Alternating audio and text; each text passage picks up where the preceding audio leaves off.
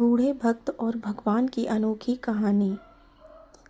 संसार में दो तरह के लोग होते हैं, एक भगवान पर आस्था रखने वाले यानी कि आस्तिक और आस्था नहीं रखने वाले यानी कि नास्तिक।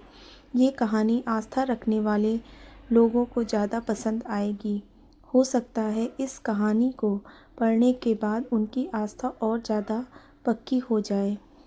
एक आदमी जो जीवन भर राम नाम जपता रहा, अब वह बूढ़ा हो गया था। बूढ़ा ही नहीं था बल्कि इतना कमज़ोर हो चुका था कि अपनी जगह से बिना किसी सहारे के उठ भी नहीं पाता था। ऐसी स्थिति में उसने कभी राम नाम को अपने से अलग नहीं होने दिया। वह पूरे दिन मन में राम नाम लेता रहता। राम नाम की वजह से उसे अपनी तकलीफ़ों को सहन करने की शक्ति मिलती। बूढ़े हो चुके इस आदमी के दो बेटे थे जो उसे नित्य करने में मदद करते। शुरू में वह बिना कहे ही खुद अपने बूढ़े बाप की सहायता कर दिया करते। फिर धीरे धीरे जब बाप खुद बुलाता तब आते, लेकिन जैसे जैसे वक्त बीतता गया वह 2-3 बार पुकारने के बाद भी मुश्किल से आते और कभी कभी रात को ना भी आते। अब हालत ऐसी हो चली थी कि अक्सर बूढ़ा बिस्तर गंदा कर दिया करता और जब तक उसके बेटों से सहायता ना मिलती ऐसे ही गंदे बिस्तर में पड़ा रहता।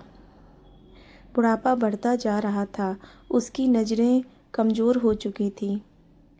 इतनी बदहाली में भी उस आदमी ने राम नाम का साथ नहीं छोड़ा था। एक बार बूढ़े को नित्यक्रम करना था, उसने आवाज़ लगाई और अगले ही पल किसी ने उसका हाथ बड़ी कोमलता से पकड़ा और उसे नित्यक्रम करवा कर उसके बिस्तर पर लिटा दिया। यह अब रोज़ाना होने लगा। जब भी बूढ़ा आवाज़ देता अगले ही पल उसकी मदद करने के लिए कोई आता और उसे उसके सारे काम करवा कर वहाँ से चला जाता। नज़र कमज़ोर हो चुकी थी, यह देखकर बूढ़ा उसे पहचान नहीं पाता था, लेकिन बूढ़ा जानता था कि यह उसके बेटे नहीं हैं और वह स्पर्श भी उनके बेटों का नहीं था। एक दिन जब बूढ़े आदमी ने अपने नित्य क्रिया करने के लिए अपने बेटों से मदद मांगी, तब अगले ही पल उसे फिर से वही मुलायम वाला स्पर्श महसूस हुआ। सारा काम खत्म करने के बाद बूढ़े आदमी ने उस व्यक्ति का हाथ पकड़ लिया और उससे पूछा, सच सच बताओ, आखिर तुम हो कौन? तुम मेरे बेटे तो नहीं हो सकते।